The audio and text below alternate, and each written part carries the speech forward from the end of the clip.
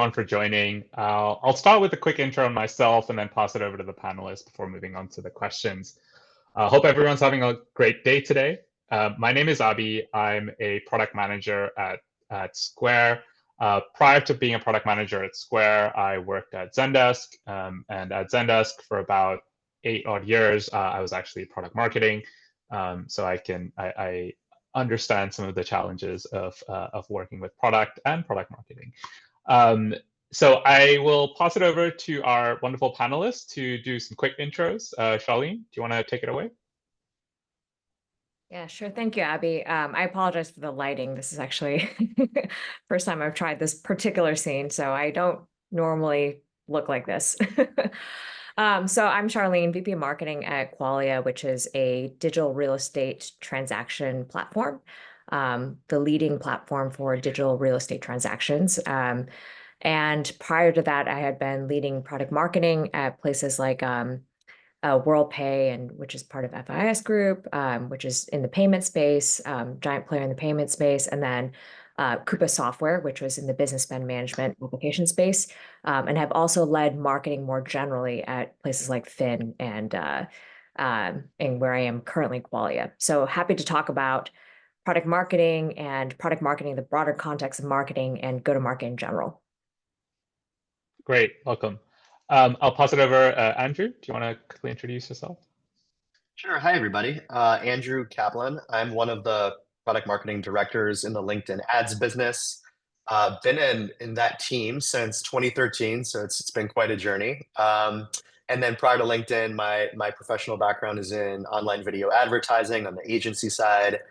Product, and within PMM, we are a full stack PMM team. So happy to talk to all of you about the various aspects of product marketing, from research and validation to launch and adoption and all that other stuff. So happy to be here. Welcome. Katie, over to you. Hi, everyone. I'm Katie. I currently lead product marketing at MyFitnessPal, which I'm sure many of you have heard of, or maybe even users of, a nutrition and fitness tracking app.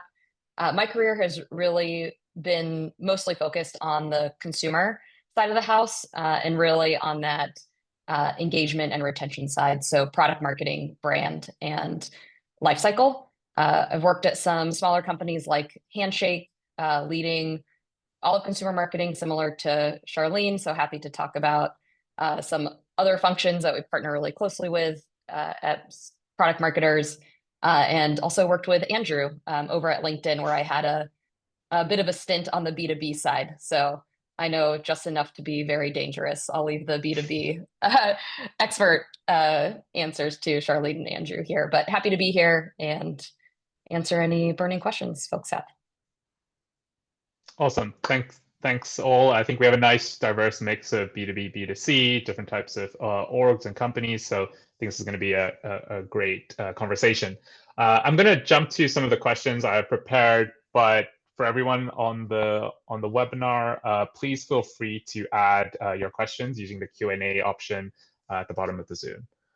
So let's start with the first question. And I think this probably is more relevant to the B2B folks, but Katie, feel free to jump in. So why don't we start with you, Charlene? How do you weigh different inputs when influencing the roadmap? So for example, customer inputs, obviously very important, but also analyst inputs, sales inputs, maybe executive inputs? Yeah, that's a great question. I mean, in product marketing, you're going to get a bunch of inputs. So it's always a balancing act in product marketing in general across many different areas. I always think the customer comes first. I think when it comes to where you're trying to position yourself in the market, ultimately you are selling to a customer, to a prospect. So the feedback that you get from the customer is super, super important, because that is the end customer of what you're trying to get to. So I think a lot of the job of product marketing is to try to get proxies for what the customer is thinking and what the customer is going to react to. So I think a lot of the other areas of input, like analysts and sales, are kind of sort of proxies for the end customer. But the more that you can get to the end customer, the better. Now, with that said, sales and analysts and other areas of the company provide a lot of important perspectives. So they'll have a slightly different take of what's happening versus, say, the end customer. So sales, they just see a lot of the direct prospect and customer feedback throughout the sales process. So they're seeing like when you actually put the product in front of them, when you're actually putting the solution in front of them, what they're reacting to and what are some of the feedback that you're kind of getting. So they're kind of on a day-to-day basis talking to customers. So they're just going to have a broader perspective on that. And the other thing that they're able to provide a perspective on is how to actually take messaging and take positioning and make that actionable. So they're the ones who are ultimately going to be customer forward when you give them positioning and messaging, how to make that effective in the field. So that perspective from sales is really important. And that's in addition to what the actual customer is reacting to. On the other side, something like an analyst, what they're going to offer is more broader perspective on the industry. So they're going to have more competitor intel. They're going to be able to know the different competitors out there because they talk to a lot of them. They see different trends across not just your product, but other products in the industry in general. So they're going to have a unique perspective based on that. So I think it's important to take that into account when you're getting their perspective. And then the way I weigh things is customers always first, but they might have a limited perspective, whereas sales is going to have a perspective on the go-to-market end to end, and analysts might have a broader market perspective. So when they're giving you feedback, I would think about those in those separate buckets and weigh them accordingly. Yeah, I would totally agree. If you have to weight any one type of feedback the most, probably the customer, because that's who's giving you the budgets at the end of the day. With B2B, what I would add on to that is you need to ideally talk to a variety of different customer personas, specifically because like in B2B marketing, as many of us know, it can be anywhere from like 7 to 10 to 20 different stakeholders who can influence a final purchase. So talking to the customer decision maker, getting their product feedback, really critical. But who are some of those maybe user buyers or other kinds of roles that are adjacent to the decision maker who form other people within the buying committee? So ideally, customer feedback is diverse in that perspective. So like on our team, we talk a lot to decision makers, but we also have separate kind of customer councils for practitioners, as we call them. I totally agree that sales is an amazing source of feedback for go-to-market. We recently revamped our whole pitch for one of our advertising measurement products. And to do that, we like had sales, a group of reps test drive it with their own customers, see how it went. They gave us feedback in PMM. That really helped us strengthen the pitch, and it gave us the confidence we needed to tell our leadership that this narrative has already been like battle tested and it's working. So +1 to that. The thing I'll say about sales feedback is they can be excellent sources of product ideas or product roadmap feedback in general, but they're often going to be biased towards like the most burning customer feedback. Like, billing setup with LinkedIn ads platform was a nightmare for many years. And that was always one of the top areas of feedback that our reps would kind of hound our team about. And they were totally right. So that was a clear signal. We needed to address that very quickly. I think it's a little bit more challenging for reps to give you feedback that is going to help you peer around corners to see where the industry is headed next, or what are some opportunities that are like blue sky things that maybe customers aren't telling you about yet. The reps aren't hearing about it yet.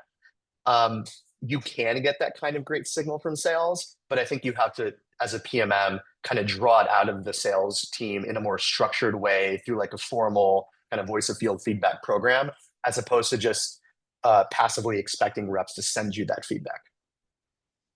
Yeah, I'll just add a couple of things that might be slightly different if you're on the consumer side. So like Abhi mentioned, there's not a sales team. We don't necessarily have like an analyst. We have product analysts at our company, but not people who are kind of analyzing the market. We do that on the product marketing team. There's other folks in the company who just have a natural interest. There's like a Slack channel where people put in competitive insights as well. But definitely starting with the consumer, I think leaning really heavily on consumer research, and also product analytics can tell you a lot. The way that we launch products is very iterative and experimental, and kind of having that roadmap broken down into small pieces and understanding where are their signals and why might something not be working as well or working really well, and tying it back to the insights is really important. And then one other piece I have found to be really helpful is actually like your customer support. At MyFitnessPal, we call it customer happiness.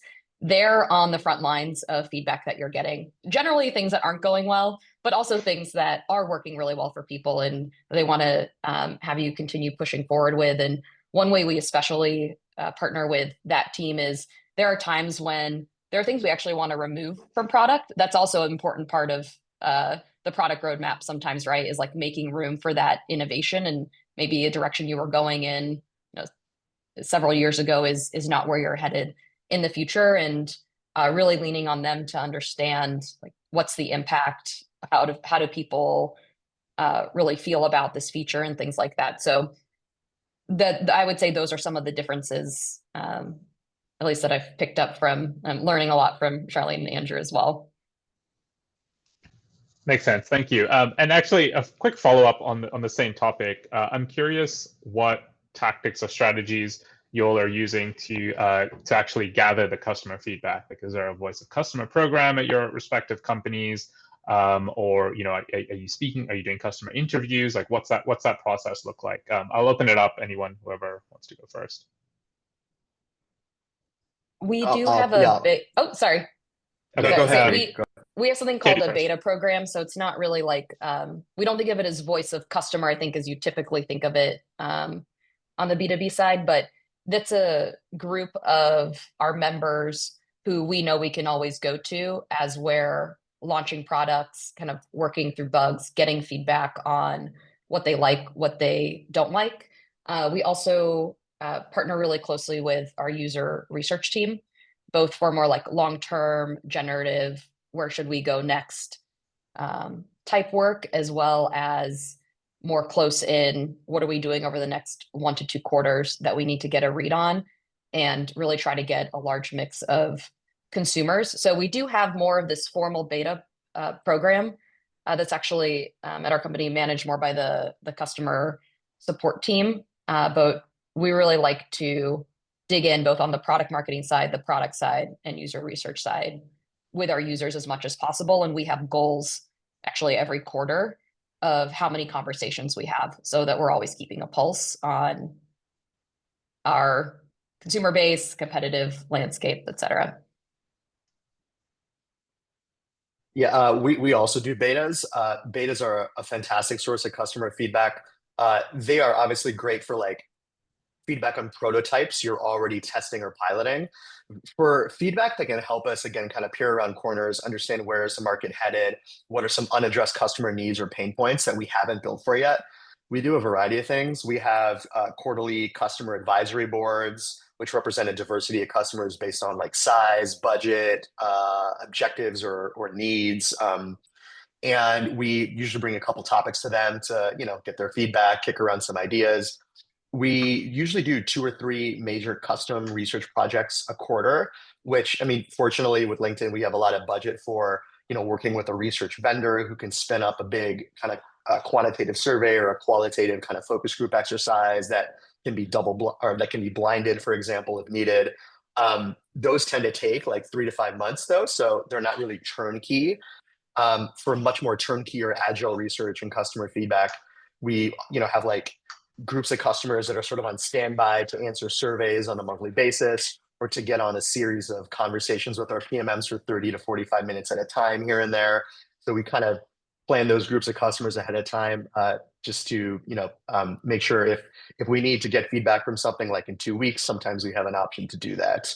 And then we also do something similar with our sales reps, where we have these monthly groups of reps who PMM meets with to, again, get their product feedback, bounce some ideas off them for things we might want to build. And we try to make sure those reps are more representative based on like the kinds of companies or clients they work with, different verticals, regions, et cetera. Thank you. Yeah, Charlene, go ahead. Yeah, no, I was going to just add, I think when it comes to feedback, it's the way I think about it is there's quantitative and there's qualitative, which some of the other folks have talked about as well. But on the quantitative front, it's good to have kind of regular programs or regular, automated ways to collect trends in how people are responding to different things. And this depends on what you're looking at. Is it messaging? Is it product adoption? Is it, a lot of variety of different things. So for instance, on the product adoption front, there's a lot of product analytics you can look at. There's on the messaging front, you can look at things like Are people kind of using content? So there's a lot of sales enablement, content management platforms that will give you that quantitative feedback. And then you can also look at, in terms of customer success, things like NPS scores and just customer experience and customer feedback. On the qualitative side, this is where it's important to have things like betas and to try to selectively survey and get a group of people to give you feedback at events or through different advisory boards, and just kind of like get that on a periodic basis. I also think another way to do it is just really kind of ride along with either sales or product in whatever else they're doing. So product will do a lot of interviews, looking at gong calls for sales, reviewing those on a periodic basis. That gives you a lot of just real-time information about how are prospects actually reacting to messaging. And I think all those together makes for a very comprehensive view of your customer and prospect base. I would just quickly +1 gong calls. Our PMM team also spends a lot of time sifting through gong calls and trying to search those and mine them for insights. It can be a really great tool. Yeah, I'd also +1 that. This is not a sponsored. This is not sponsored by Gong, but love them. They provide great value, great insights. Let's shift a little bit. You've got those customer insights. How would you now, or what strategies would you use to influence long tenured PMs who are resistant to PMM input? How would you use some of these insights and inputs that you've got? So a little bit spicier. Katie, why don't we start with you this time? Yeah, I mean, I think there's no amount of insights that will kind of influence a long tenured PM without first investing in the relationship and building that trust. And so I really that's the first thing you need to do. And I think especially if you're new in an org or like product marketing is new, for example, at MyFitnessPal, might be surprising to hear, but the first product marketer and building out the team now, we have a couple more. And so really probably taking the advice of just starting new at a company in general and doing more listening than talking, and judgment, and really understanding what are the priorities of the product manager, how do they think about their roadmap, how do they go about getting insights and kind of having those conversations. And I think once that trust is established, then bringing in kind of, hey, and educating, here's what I can do to help you. There's a lot that's on PM's plates, and sometimes the things that PMM does and PM does can overlap, especially if product marketing is newer in an org. And so for some PMs, especially long tenured ones, it can feel like you're taking things away from them. And so how do you make it more of a partnership and show how like you're helping make their job easier? And so it can be, hey, we're launching this thing. I think, how about I take the competitive piece and I can put together a deck and share it with you and would love your feedback. And then we can present it, to the rest of the squad or the org, and kind of positioning that way, especially as you're first developing that relationship, and just being that trusted partner for insights, whether it's qualitative, quantitative, competitive that you're doing. And I think also having those quick wins in your back pocket. So what are ways that you can really help the team succeed earlier on, like with those insights? So maybe it's helping them put together a deck to align your leadership team, like the C-suite, on this is the roadmap for the quarter and here's why, and helping them tick and tie the insights. So I think it's a lot about the relationship development for people who have been around a long time at a company. And I assumed within this question, you're newer, and you're coming in and kind of shaking things up. So really, how do you be that partner and bring them along for the ride and like really get that input and brainstorm with them? How would you use these insights, those sorts of things, versus do X, Y, Z because this report said so. Charlene, thoughts? Yeah, I mean, I think a lot of what Katie said totally makes sense. I would just add a couple of things, which is make sure you're understanding someone's perspective. Somebody who is a long tenure PM, they probably know a lot about the product and they probably have a lot of the context. So I always try to think of, from their perspective, why are they, why are they resistant to the input? They might know something that you don't. And so just kind of really starting with listening.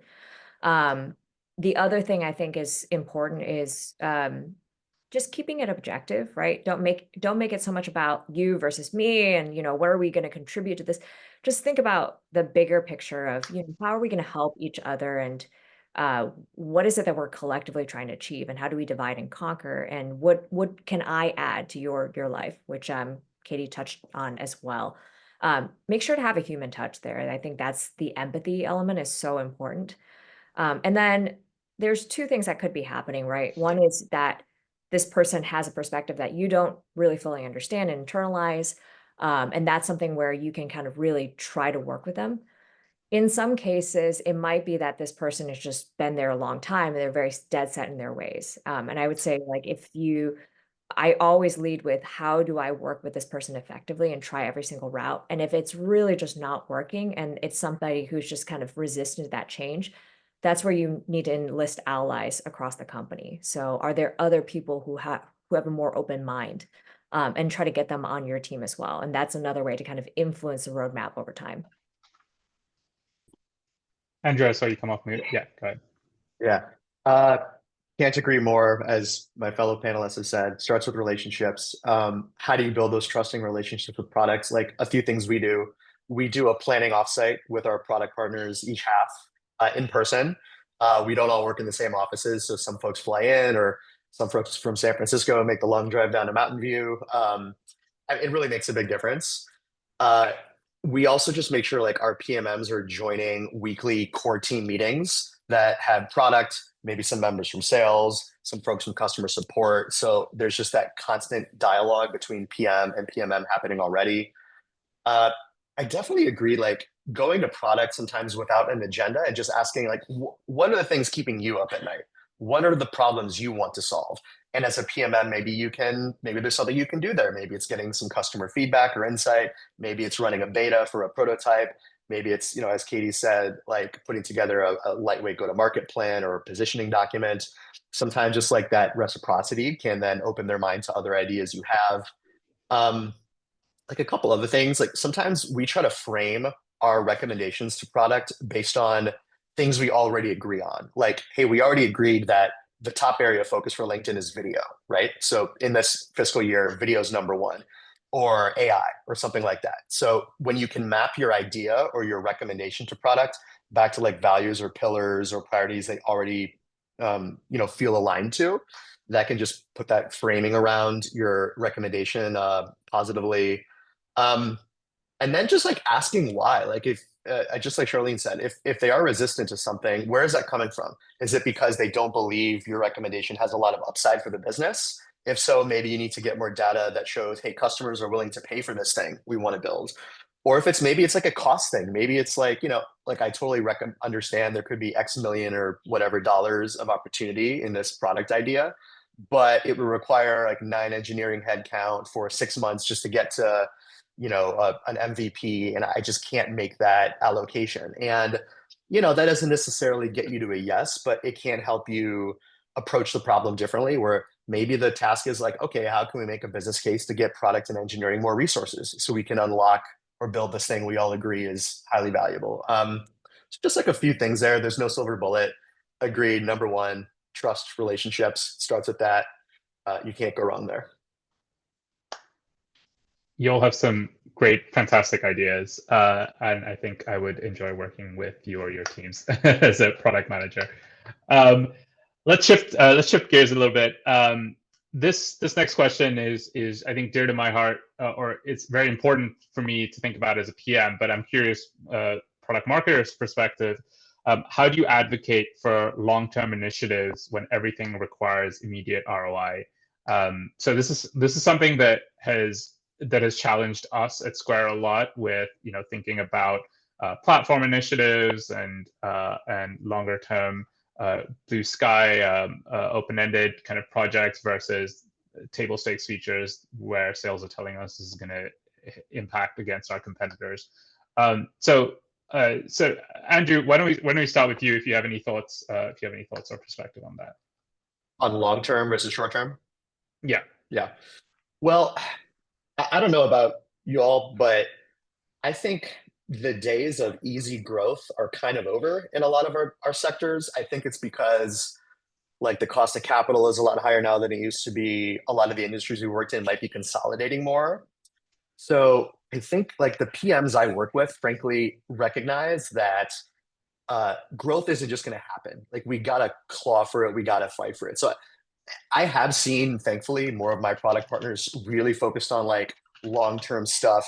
How do we leapfrog the competition? How do we stay at like the frontier of AI or account-based marketing or wherever things in our industry are moving? You know, that said, if you do find that your PM is like super focused on short-term opportunity and it's kind of clouding the long-term picture, one thing we do is we try to set aside X% of our resources for focusing on what we call gap to plan. Like, how do we hit our goals for this half or this fiscal year? And you know, maybe we dedicate like 20% of our team's time to that. And then we agree with product that like the other X% is going to be focused on strategic bets that are maybe like 1 to 2 years, but they're really core to our business already. And then we have like a smaller bucket, a third bucket for what we call venture bets, which could be things that, you know what, they might not pay off at all. And it might take 3+ years for them to pay off in some positive way. But if they do, it could unlock just, you know, turbocharged growth. So, you know, we try to like compartmentalize some of these asks in a strategic way. I think another thing is just like get your product partners in front of customers or users, right? Like instead of having you telegraph what you're hearing from users or customers to PM, if you're doing a customer advisory board or some kind of user focus group, like have product participate or have them listen in. When we go to industry events or when LinkedIn hosts its own events for customers, we always have folks from product who are presenting, or at the very least, like mixing it up with customers, you know, in the room at the dinners. That allows your product partners to hear customer needs and pain points firsthand. And that sometimes just triggers this like spark of creativity and big picture thinking and allows them to kind of, you know, throw off the blinders of just hitting short-term goals that can be really easy for all of us to fall into on a day-to-day basis when we're just like working in the office or working from home. So that's and the very last thing I'll say is competitive, like showing them where our competitors are moving, where maybe we're kind of falling behind and where the winds are blowing, but like, hey, we're not, you know, our boat is not, the sail of our ship is not capturing those winds. Like we're kind of just drifting. That can help a lot too. So sometimes a little bit of competitive FOMO makes a difference. Charlene, Katie, any thoughts? If not, I'll move on to the next question. Yeah, I'll just kind of second the so I do think Andrew makes a great point of you do have to paint a very important picture of where we end up if we don't invest in these areas. So almost with the futuristic stuff, it's almost like the FOMO really works very well. Like we need to start moving this direction because if we don't, these other kind of players will overtake us. And that's assuming that that's not already part of the strategic plan, because most companies are more forward thinking, are going to already be having like a longer term thinking. And it is super important to free up some percentage of your resources to focus on those longer term initiatives. The other thing I'll also kind of put out there is when you actually think about longer term strategic initiatives, it's important to kind of say, put a line in the sand of here's the bet we're making, and here's what we expect to see and what the time frame is. So I think it's these longer term things are always kind of a hypothesis, and it's important to explicitly call out, this is a bet that we think is going to take this much time for us to see results. And we need to give them this much time, this much resourcing. And by this date, we will evaluate with these kind of metrics whether or not we're on the right track. And that time frame could be a bit longer, but the leading indicators can kind of start coming in a little bit earlier. So maybe you don't see the full outcomes of that strategic bet. You're not seeing the revenue just yet, but you're starting to see early adoption. You're starting to see these other leading indicators that say we're working in the right direction. So I think when you're making those strategic bets, it's important to say, the first thing is just to call out which ones are we just kind of making an irreversible bet. And it's like a bet the company thing. We're just going to do it. Which ones are the things that are reversible? And then with each of those, being able to call out, here are the metrics we're going to look at to see if it's working or not. And we have some kind of point in the future where we're going to go back and evaluate what's working. Makes sense. Thank you. My next question, and this might be, I'm going to start off with you on this one, Katie. How do you influence technical roadmaps when you're not deeply technical? And the reason I want to start with you, Katie, is I use MyFitnessPal, and I know their APIs are really robust. I have integrations with a lot of my other apps, so curious to get your perspective on what that looks like. Yeah, I have a lot of non-technical conversations with my technical counterparts. And I think, again, similar to the conversation we had around like the long tenured PMs, establishing that relationship with your engineering counterparts is also really helpful. What I have found to be most helpful in these conversations is actually bringing it down to the level of use cases. So for example, we're actually a pretty small company. I think we've been around a long time, so people assume it's 1,000 employees. It's like a little less than 200, small PMM teams, small PM teams, and like limited resources. And so everything is a bit of a trade-off. Like there isn't necessarily time baked in to work on other things. And so one of the things that I've been really pushing this past year is getting more like personalization capabilities into our CRM platform. And what really helped unlock that conversation and move things forward was kind of painting a picture a little bit of what does life look like for this big launch we have next spring if we don't have this in place. And then on the flip side, these are the reasons why I think we need this. This is how we would use it on the marketing team. And instead of coming with, I want engineering to build X, it's these are the problems I'm trying to solve. Here's the end state I'm trying to get to. How do you think is the best way to get there? Because what I've also found in talking, especially with engineers on the technical side, is they don't want to be told what to do, right? Like they want to solve problems and they're the experts. You're not the expert on how to solve it as a PMM. Maybe you have some ideas based on how things worked at previous companies, but really working with them to help them understand what is the problem you're trying to solve and like letting them really drive more of that technical piece and having open communications, having regular meetings. Some technical leaders or technical employees are much better at bringing it down to layman's terms. So maybe finding those one or two people who can kind of translate things for you when you're not understanding, and don't be afraid to ask questions.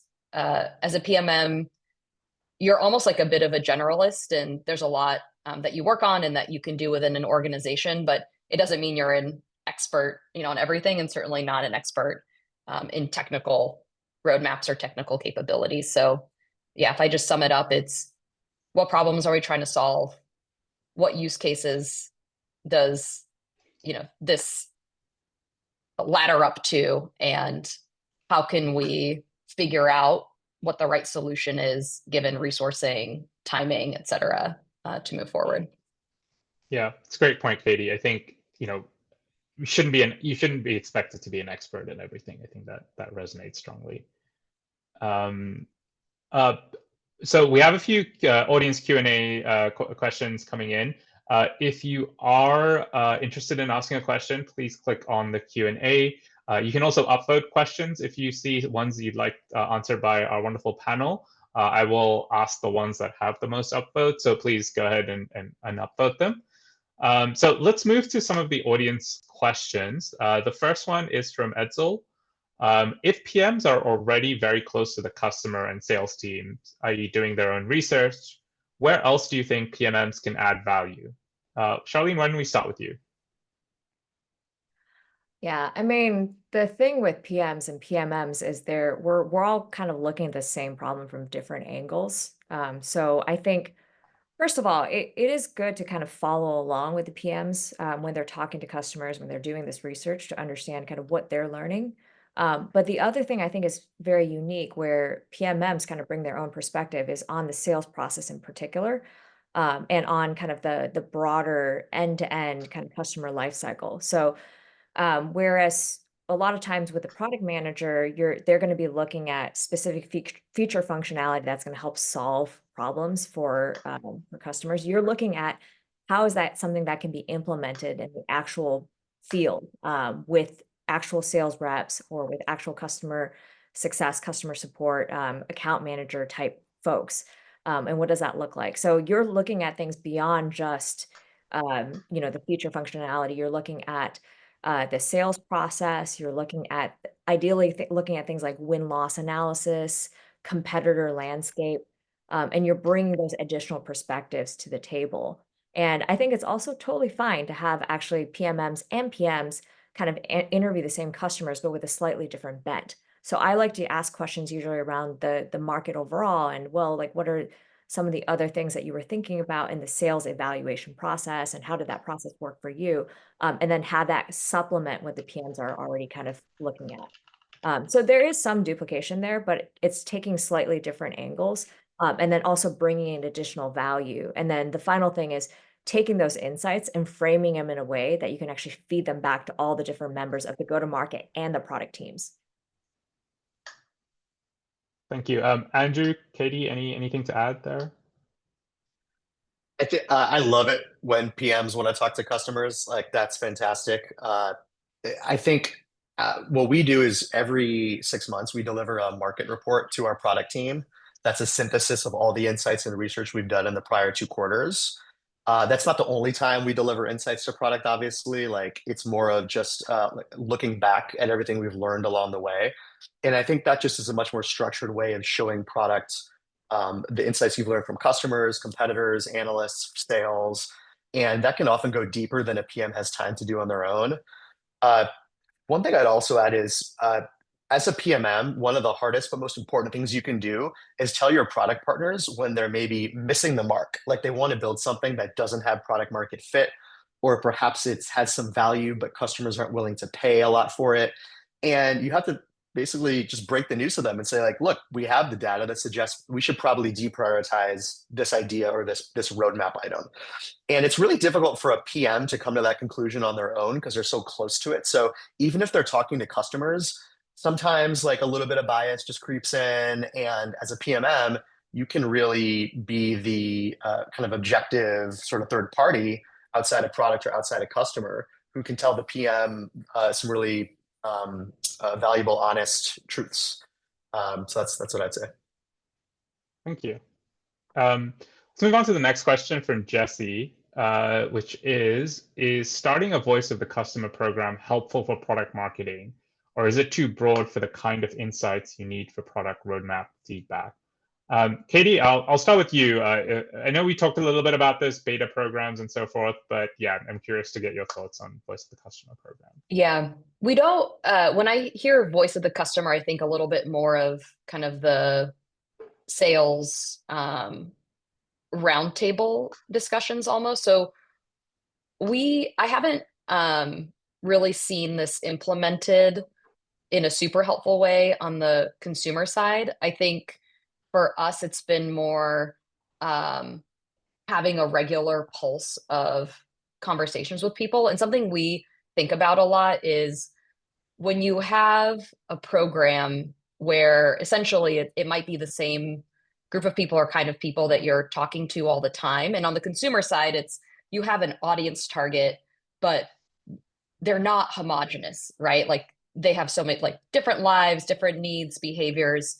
What can end up happening is you kind of get like your super users or super fans who opt in to these sorts of things. And so something we think about a lot is actually making sure we connect with different groups of people over time. And we're even right now thinking of revamping our beta program so that we're not constantly going to more of these tenured users who are more likely to give us positive feedback. Like, we want the honest and the nitty gritty. So I think if you have the resources to start something like this and like keep it fresh over time, then it certainly doesn't hurt.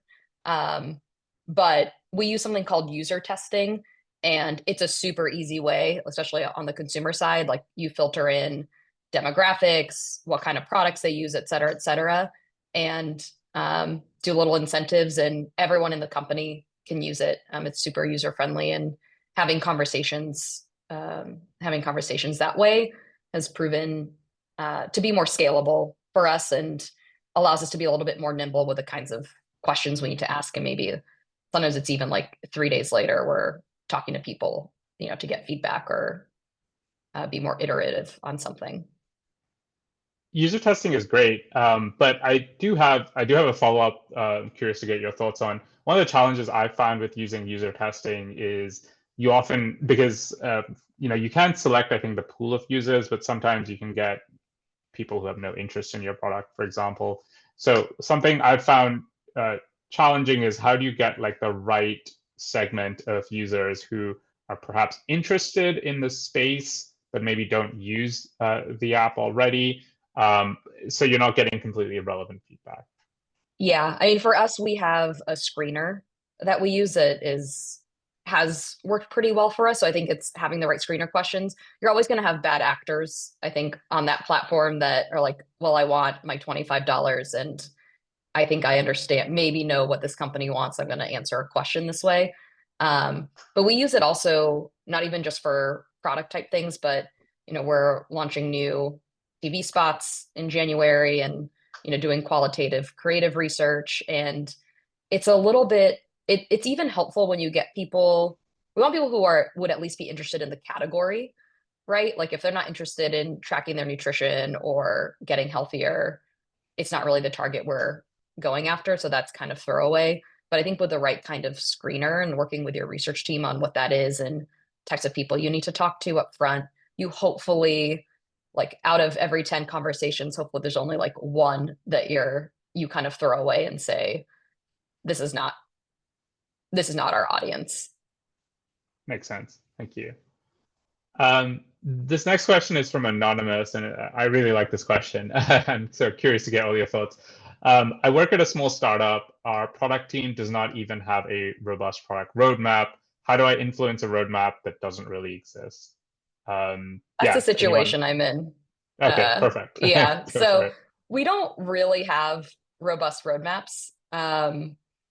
We have goals that we're trying to attain, and we have kind of pillars of this squad. They're focused on, help like making meal tracking more seamless. And this squad is focused on like helping people like plan for success. And it's really challenging, not only for influencing the roadmap, but also getting prepared for go-to-market. So I don't know if this anonymous attendee also has trouble with that. But essentially, we, again, partner with our research team, also do our own research to help figure out and prioritize within those pillars. What are things that we think could move the needle, or where are places that we can start from an experimental standpoint? So sometimes it can be really hard to say, we're going to build X, right? Without really knowing, is X the thing that's going to work? And so helping the team break it down into smaller pieces and like influencing what those smaller pieces are. And similar to Andrew, where he said they have regular meetings, like my PMMs, they attend like weekly meetings with PM, design, engineering, content design. So they're really close to what the strategy is and how PMs are thinking about setting things up for the next month or the next 2 months. In this world, I think staying really close to the experiments and also what's working and what's not to help the team tweak things and pivot faster is also really helpful. And then didn't ask this, but from a go-to-market perspective, I always like to say, I don't want the marketing team to be caught on the back heels. And so we plan for the best. And sometimes we do end up kind of throwing away things or needing to wait a lot longer than we originally anticipated to launch, or like maybe redo some creative assets. That's kind of how we've dealt with it. And I know this isn't a two-way conversation, but I'm always curious to hear if in the chat people also have these issues, what they have found to be helpful. Yeah, please chime in. We'll move to the next question, and I think Charlene, you might have touched on this in our first question, so I'd love to get if you have any thoughts or follow up. This is also from Jesse again. What are some of the best ways you found to demonstrate ROI for product roadmap feature recommendations? So I'm curious, as we talked about customer analysts and sales inputs, if you had any thoughts on how you demonstrated ROI. So if the question is about specific product features, I would say that's probably more the realm of the product team. But if it's looking at kind of how we're positioning ourselves and how we're doing the messaging, that I think is more of a PMM type role. I do think working closely with product on making sure that the roadmap is aligned to the needs of the customer is really important. But I do want to call out that distinction because that is an area where it could kind of get a little bit dicey if you're kind of stepping into the realm of product. I think with product marketing in particular, one of the jobs is to make sure that we're helping to position against all the competitors and that the way that we're putting ourselves into the market is effective and the messaging that we're using throughout the end-to-end go-to-market process, including throughout the customer life cycle. So once they're a customer and beyond, that's all kind of cohesive and that really aligns with what we're trying to do as a company overall. So on that front, I think there's a couple of things. I think about leading and lagging indicators for what product marketing does in terms of metrics, right? Leading indicators to me is just the direct messaging impact. Is it being used? Are people consistently hitting the right points that you're getting to in the messaging? Is that something that you're seeing kind of resonate? And then the lagging indicators are kind of the business metrics that come out of that. Are you impacting revenue? Are you impacting pipeline conversion rates, retention, advocacy beyond kind of somebody becoming a customer? And then there's a very close feedback loop that you have to have with the product team of, here's how we're positioning ourselves. Here's what we're learning as part of the process. Here's the feedback we're getting in the win-loss. Maybe the feature set that we've been building isn't really speaking to our audience. And so that's something that you kind of feed back into the product team. And then the product team kind of builds features and capabilities that they kind of evaluate to make sure that those are solving those needs. But building that feedback loop is important. But I'd say one distinction is the direct output of product marketing is really the positioning and the messaging, but you are working very closely with product to help make sure that the feature set that they're building, the roadmap that they're building, really speaks to the audience. Thank you. This next question, Andrew, is actually directed at you from Anonymous. I believe this was in reference to something you said earlier about working with sales and product. Curious what a typical agenda looks like for that meeting with product marketing, sales, etc. What does that look like? Great question. So the first thing we review is, are we progressing against agreed upon KPIs? We do planning on a half by half basis as well as annual. So a typical meeting might start with this product that we're all focused on together. Is it tracking the plan in terms of revenue or adoption or whatever core metrics you care about? Where are we green? Where are we red? If we're red, we'll spend a lot of time digging into what are some reasons why and things we need to do to address. So that could be a chance to debate user or customer feedback about ways we need to improve the product or gaps in our feature roadmap. It could be a chance to focus on, okay, maybe the softness in our plan is due to go-to-market challenges. And it's, do we think we need to reposition or revamp our messaging? Or is it hey, we're getting feedback from sales that there's an education gap with our reps and we need to invest in more enablement and training. So a lot of the meeting is spent just by beginning with, how are we performing against our plan, or maybe top 2 or 3 core metrics, and then where are the strengths, where's the weakness, where is that softness coming from? There's usually a portion of the meeting dedicated to more kind of far-reaching questions about okay, we got to get ready for the next half. What do we think are some of the key roadmap items we want to discuss or debate? Do we want to add that to our long-term plan? So there usually is a section of the meeting for kind of big picture or blue sky thinking as well. It's pretty common for us to send weekly internal email updates to our leadership team about maybe the products that the business feels are highest priority. So some of the meeting could be filling out or before the meeting, filling out a template that we then use to put together that email update to leadership. So it's really like getting our story straight, and things of that nature. Thank you. So I think that's all the time we have. I'm going to pass it back to Alex in just a sec. But any closing thoughts for our audience today from anyone? Anything they'd like to share? Any last words of wisdom? I'd just like to say, like, as a PMM, you have an incredibly important but really challenging job. You need to be a marketer who's great at storytelling and messaging, positioning, like Charlene said. You also need to be someone who deeply understands like the customer and the market. And, I think that makes your job incredibly valuable and indispensable. But I think it also means as a PMM, you got to ask yourself, where can I make the biggest impact on the business? For our team, for what it's worth, we're really leaning into inbound kind of research and insights that directly shape the roadmap. And then like we're still going to do a lot of the outbound and the launch and the messaging, and that's going to be kind of like the second tier of actions that our PMM team is focused on. But it's going to look different at every company depending on your industry and sort of the life cycle stage your firm is at. So, certainly not the only way you need to do it, but sometimes that can be a great thing to do, is just work with your PMM counterparts to ask yourself, what kind of PMM team do we really want to be? Talk with product about that. What are their expectations of PMM, and what is our identity?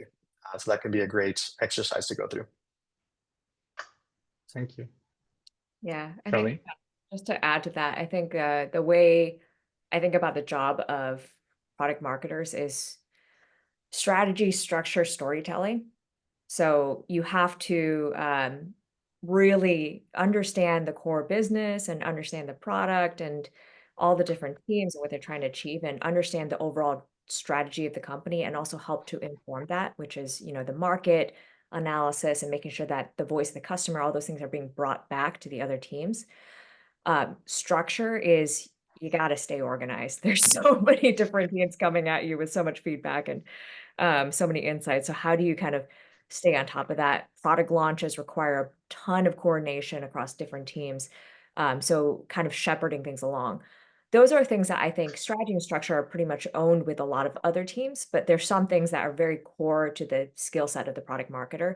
The thing that I think is very, very unique to product marketers and to marketing in general is storytelling. Storytelling is basically the output of what you are doing with the strategy and the structure, which is once you have the positioning and you kind of understand how you want to go to market, how do you actually tell that in a way, create messaging that really achieves the outcomes you're looking to achieve? So that's the direct product of product marketing. And then from there, you kind of inform everything else. So I think those are the core skill sets of a great product marketer. And then just make sure that you're figuring out an area that you're going to spike in, and that it really kind of aligns with the overall company and the biggest needs of where the company's at. So it's not an easy job, and kudos to everyone who's here for doing it. Thank you.